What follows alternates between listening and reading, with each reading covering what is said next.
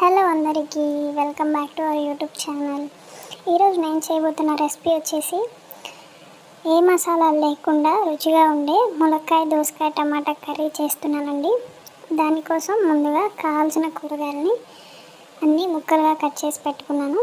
ఆ తర్వాత ప్యాన్ పెట్టి ఆయిల్ వేసి ఆయిల్ వేడెక్కిన తర్వాత పోపు వేసి ఆ తర్వాత ఫస్ట్ దోసకాయ ములక్కాయ ముక్కలు వేసి 2 మినిట్స్ మగ్గిన తర్వాత టమాటా ఉల్లిపాయ పచ్చిమిర్చి ముక్కలు వేసి మరో 5 మినిట్స్ మూత పెట్టి మగ్గించి తర్వాత రుచికి సరిపడా పసుపు ఉప్పు కారం వేసి బాగా కలిపి ఒక 2 మినిట్స్ ఉడికిన తర్వాత ఒక చిన్న గ్లాస్ వాటర్ యాడ్ చేసి మరో 5 మినిట్స్ మూత పెట్టి మగ్గించి ఫైనల్గా కొత్తిమీర గార్నిష్ చేస్తే సింపుల్ అండ్ ఫాస్ట్గా ములక్కాయ దోసకాయ టమాటా కర్రీ అయితే నా స్టైల్లో రెడీ అయిపోతుంది.